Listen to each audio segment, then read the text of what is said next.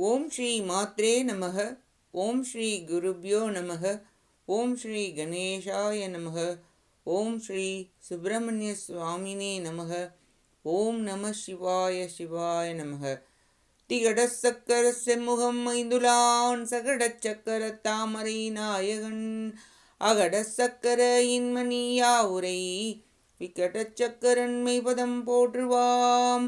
அருவமும் உருவும் ஆகி அனாதியாய் பலவாய் ஒன்றாய் பிரம்மமாய் நின்ற ஜோதி பிழம்பு அதுவோர் மீனியாக கருணை கூர் முகங்கள் ஆறும் கரங்கள் 12 கொண்டே ஒரு திருமுருகன் வந்தாங்கு உதித்தனன் உலகம் உய்ய. அனைவருக்கும் என் அன்பான வணக்கம். கச்சியப்பர் அருளிய கந்தபுராணத்தில் இன்று தேவர் புலம்புரு படலம். இப்படலம் தேவர்கள் இந்திரனைக் கண்டு தம் வருத்தத்தை தெரிவிக்க இந்திரன் அவர்களுக்கு இயம்பியதை கூறுகிறது.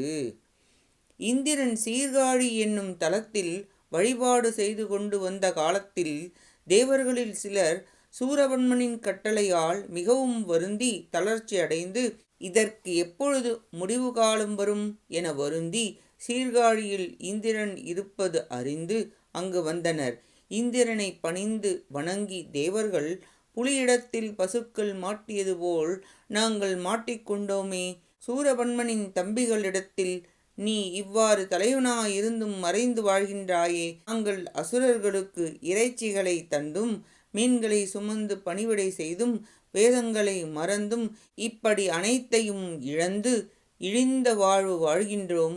பல காலமாக இப்படி வருந்துகிறோம். இனி அவ்வாறு செய்ய இயலவில்லை. நீயோ இப்படி பழி வரும்படி இங்கு ஒளிந்திருக்கின்றாய் என கூறியதும் இந்திரன் இதை கேட்டு நீண்ட நேரம் மனத்துயர் அடைந்து பெருமூச்சு விட்டு சிந்தித்து சொல்லலானான்.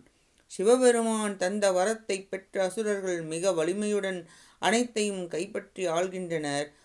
என்னை சிறை செய்து என் மனைவியை புலோமசையை கவரவும் தீய வழியில் செயல்பட்டதால் நான் நடுக்கம் அடைந்து இங்கு வந்தோம். நான் அனைத்தையும் இப்பொழுது இழந்துவிட்டேன். அனைத்து குறைகளையும் சிவபெருமானிடம் முறையிட்டு நம் துன்பத்தை போக்க கைலை மலைக்கு செல்வோம் வாருங்கள் என்று கூறியதை கேட்ட தேவர்கள் மின்னலைக் கண்ட தாழை மலர்வதைப் போலவும் மேகத்தைக் கண்ட மயில் ஆடுவது போலவும் மகிழ்ந்து சொல்லத் தொடங்கினர்.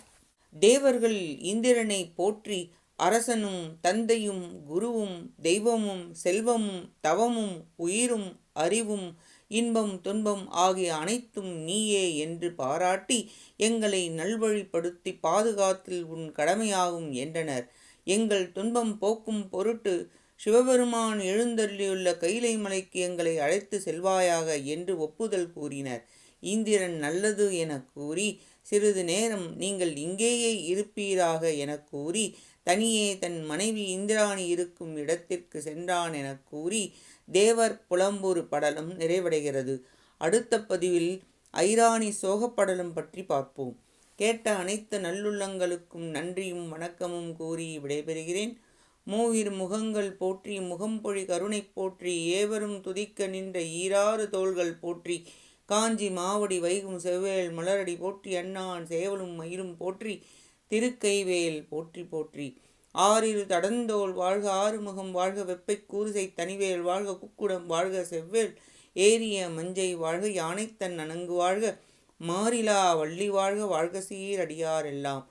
வான்முகில் வழாது பெய்க மலிவலம் சுரக்க மன்னன் கோன்முறை அரசு செய்க குறைவிலாது உயிர்கள் வாழ்க நான் மறை அறங்கள் ஓங்க நற்றவும் வேள்வி மல்க மேன்மைக்குள் செய்வ நீதி விளங்கு உலகம் எல்லாம். வெற்றிவேல் முருகனுக்கு அரோஹரா. காஞ்சி குமரகோட்ட முருகனுக்கு அரோஹரா. நன்றி வணக்கம். வேலும் மயிலும் துணை. ஓம் சரவண பவ முருகா சரணம். திருச்சிற்றம்பலம்.